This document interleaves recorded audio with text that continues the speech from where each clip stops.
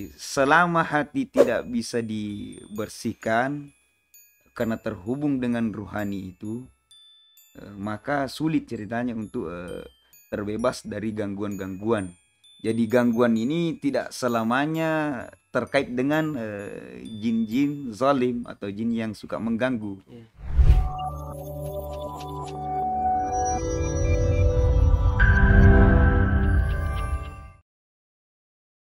Jadi kami juga ini persiapkan pertanyaan kedua.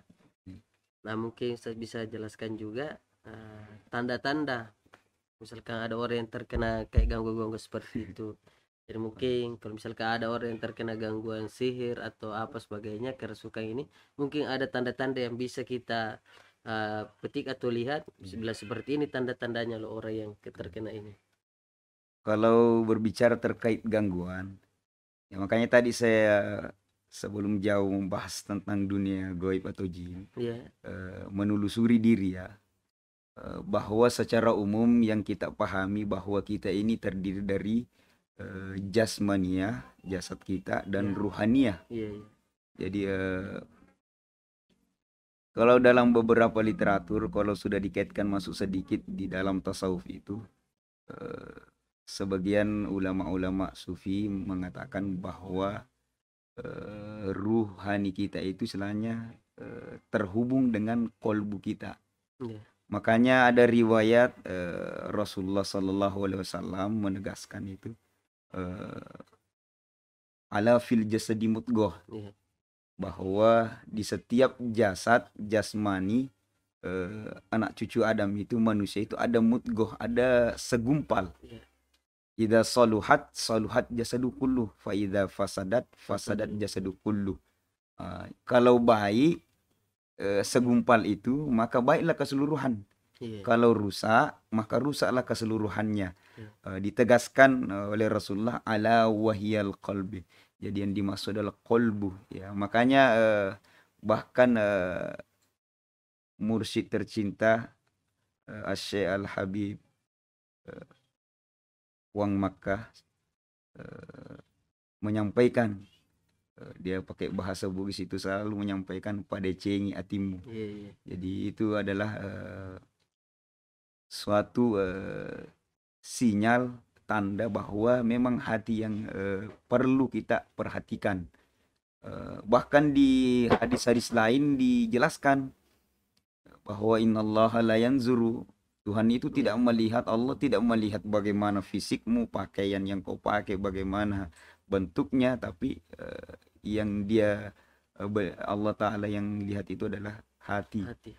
Ya makanya hati yang perlu kita bersihkan terus menerus, kita berusaha untuk membersihkannya. Iya. Kenapa saya bahas hati ini terkait dengan persoalan gangguan yang tadi ada pertanyaannya. Jadi selama hati tidak bisa dibersihkan karena terhubung dengan ruhani itu, maka sulit ceritanya untuk terbebas dari gangguan-gangguan. Jadi gangguan ini tidak selamanya terkait dengan jin-jin zalim atau jin yang suka mengganggu. Iya. Ada yang sebenarnya dari diri sendiri manusia, dari masalah-masalah yang tidak terselesaikan, menumpuk-menumpuk. Itulah yang kadang memicu kelihatannya ada gangguan, ternyata persoalan psikologi atau kejiwaan yang terganggu. Jadi memang hati yang perlu diperhatikan untuk kita terus berjuang, istilah Bugisnya makareso, untuk Iya. kita bersihkan. Adapun ciri-ciri, kalau biasanya secara umum ciri-cirinya orang yang terkena gangguan-gangguan itu, karena ada beberapa pintu ya, jadi saya sampaikan ada beberapa pintu yang sehingga jin mudah, Iya. Iya. Iya. artinya jin zalim mudah mengganggu. Yang pertama, orang yang suka marah. Jadi kalau orang suka marah, energi-energi negatif itu mudah tertarik. Jadi setiap orang marah itu banyak energi-energi negatif yang tertarik, sehingga kadang tidak mampu untuk menahan amarahnya dan sebagainya. Itu mudah juga ada gangguan. Iya, Kemudian terlalu sedih. terlalu sedih. Jadi kadang kalau orang sedih sekali nggak bisa berlarut-larut sedihnya, itu bisa juga mengundang gangguan-gangguan. Kemudian yang ketiga terlalu senang. Terlalu senang. Maksudnya senangnya itu sampai lalai Iya, ataupun lupa, hilang kesadarannya sehingga mudah masuk. Jadi itu secara umum tiga pintu yang kadang istilahnya mudah orang terganggu oleh jin-jin zalim. Kemudian ada juga beberapa yang kadang orang mudah diganggu. Ini terkait dari segi akhlak. Jadi terkadang ada ucapan-ucapan lisan perkataan kita ini mungkin yang menyinggung tanpa kita sadari atau sadari. iya, Nah, itu yang bisa menjadi pintu juga mudah orang untuk menyerang secara gaib. Eh, jadi itu tadi istilahnya terkait dijaga ucapan. iya, Kalau iya, bisa ucapannya direm-rem kalau hal-hal yang iya, iya, tidak bermanfaat. Kemudian perbuatan juga. Jadi ini ada kaitan dengan perbuatan juga. Terkadang kita melakukan sesuatu tanpa disadari ternyata ada orang yang tidak senang. iya, Menurut kita baik, ternyata ada orang yang iya, tersinggung. iya, Jadi itu juga biasanya menjadi pintu sehingga mudah terjadi gangguan-gangguan. Cuma perlu juga dipahami bahwa gangguan-gangguan itu banyak jenisnya. iya, Jadi ada jenis gangguan jin karena orang itu disenangi atau dicintai sama jin. iya, iya, Jadi ada karakter mungkin yang pada diri seseorang yang dilakukan atau kebiasaan-kebiasaannya sehingga jin itu senang. iya, Ada juga gangguan karena jinnya benci. iya, Misalkan tidak beri salam keluar rumah, tiba-tiba ada sesuatu yang mungkin lewat, kemudian ada benturan energi sehingga eh, ada yang ikut. iya, iya, Biasanya orang Bugis bilang kalau bukan acio orang ataupun ages-ages sangen. iya, Ya, biasanya seperti itu. parang-parang. Ya, ampa-ampareng ya, Iya, kayak ampa-ampareng. Jadi itu makanya perlu ada adab kepada makhluk. Jadi setiap kita bukan cuma masuk rumah beri salam, tapi kalau bisa keluar rumah kita juga beri salam kepada seluruh makhluk-makhluk Allah Ta'ala. Kemudian terkait gangguan itu juga yang ketiga inilah yang biasa diistilahkan orang sihir. Yang iya, ketiga ini, artinya dia jinnya tidak cinta, jinnya juga tidak benci, tapi ada memang beberapa manusia yang bekerja sama hmm, dengan jin untuk mencelakai manusia. iya, iya, Jadi ini biasa diistilahkan dengan sihir. Jadi ada kerjasama konspirasi, kalau istilah dukun ataupun tukang sihir lah. Tukang sihir itu biasanya ada ritual-ritualnya sehingga dia bisa mengundang atau bekerja sama dengan jin untuk iya, menyakiti orang. Jadi setidaknya itu ada tiga itu ya. Jadi ada gangguan karena jinnya cinta, ada yang karena benci. Biasa juga kalau benci itu, kalau paling sering juga itu kalau misalkan kita punya air panas sembarang buang di tempat. iya, Jadi kadang ada jin yang tidak terlihat kena, biasanya itu salah satu penyebabnya. Jadi hmm, itu cuma yang paling banyak eh, yang muncul adalah itu yang ketiga, dan banyak sekali jenisnya. Misalkan ada sihir terkait pemisah antara iya, orang berkeluarga, ada juga istilah juga sihir mahabbah, kalau orang Jawa itu bilang pelet.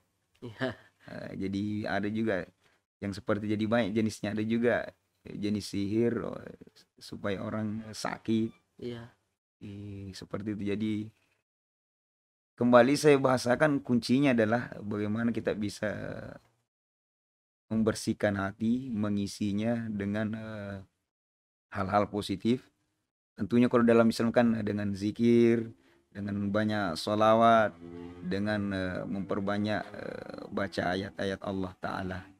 Insya Allah kalau rutin kita lakukan, insya Allah tubuh kita ini akan mengalir darah kita ini dengan darah-darah zikir yang kita baca, dengan ayat-ayat yang kita baca, dan berkah dari sholawat kepada Rasulullah Sallallahu Alaihi Wasallam.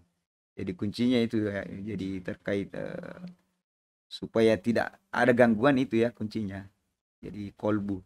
Karena seperti ini ya, jadi ada sedikit penjebaran itu bahwasanya kolbu itu terhubung dengan ruhani. Sementara ruhani itu kan istilahnya berasal dari nur ilahi. Jadi sehingga otomatis kalau kita sering-sering fokuskan membersihkan diri kita ini, hilangkan prasangka-prasangka buruk kepada makhluk terutama sesama manusia. Ya, kalau sebisa mungkin berbaik sangka. Iya. Jadi kalau kata orang-orang bijak, sufi-sufi itu mengatakan berburuk sangka itu istilahnya meskipun benar tetap tidak baik. Dibandingkan kita baik sangka tapi ternyata salah. Jadi lebih baik, lebih afdol berbaik sangka.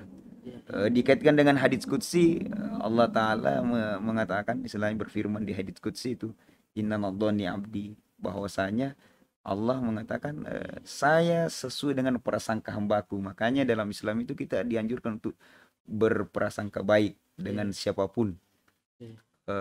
Kalau selama ini teknik yang saya pakai, saya berusaha untuk berbaik sangka kepada seluruh makhluk itu, terutama kepada sesama manusia.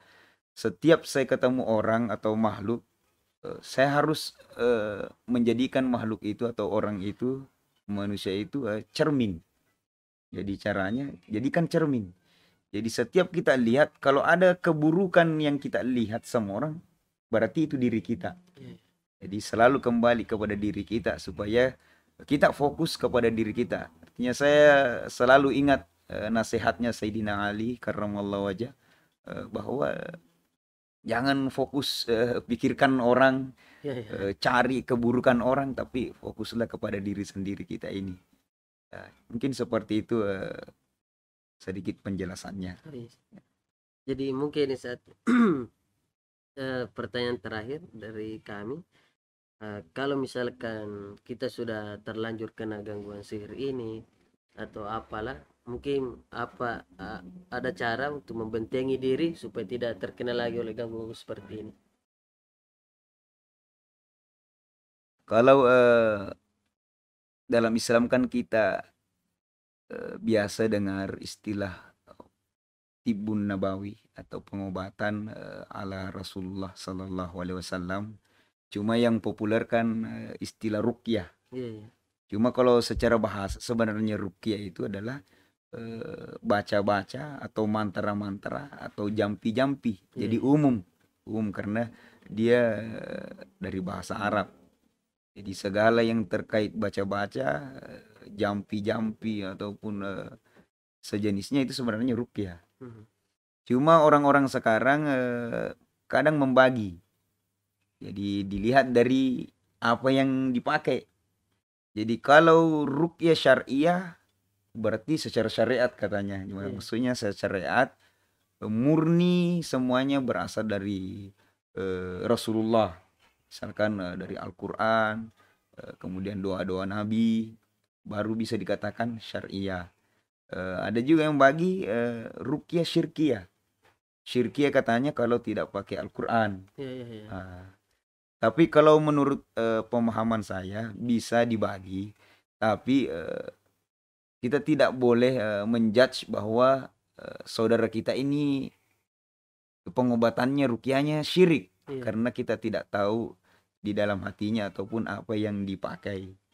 Cuma memang dianjurkan dalam pengobatan itu melalui Al-Quran, karena di Al-Quran kan dijelaskan memang wa nunazzilu minal Qur'an ma huwa syifaa'un wa rahmatul lil mu'minin. Jadi memang Allah Ta'ala menurunkan Al-Quran sebagai syifa juga, penyembuh zahir batin manusia.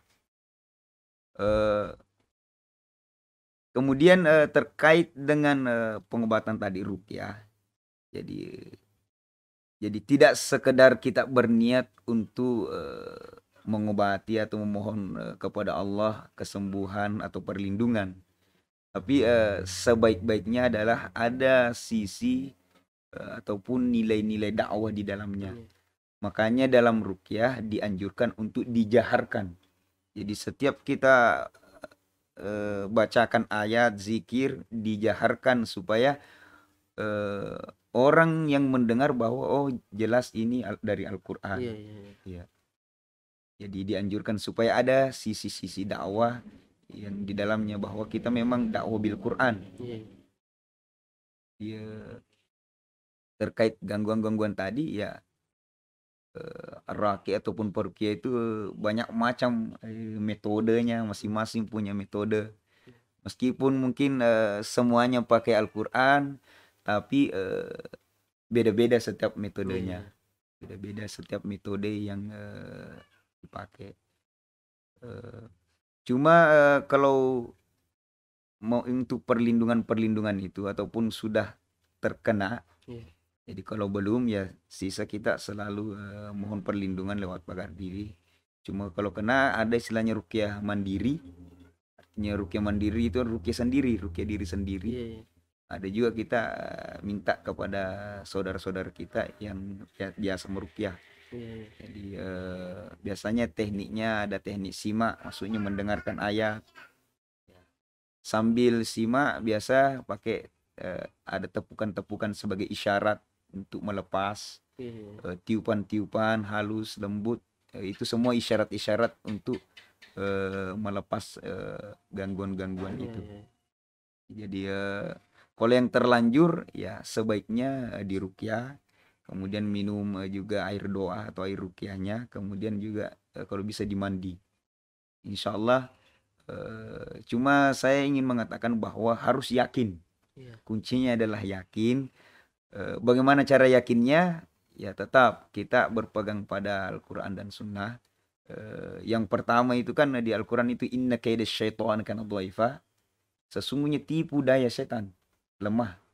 Inna kaida syaitan kana dhaif. Dhaif lemah berarti harus ditanamkan dalam mindset kita, dalam diri kita, bahwa bagaimanapun itu kalau dia sudah zalim, jahat, buruk, pasti istilahnya akan lemah, mudah untuk dilepas. Sehingga mindset kita semudahnya mengirim ataupun mengganggu, semudah itu juga melepas. Itu ya. Selama kita yakin. Cuma kan kalau dalam untuk yakin, jadi sebelum mengamalkan setidaknya ada 4 yang mesti kita pahami.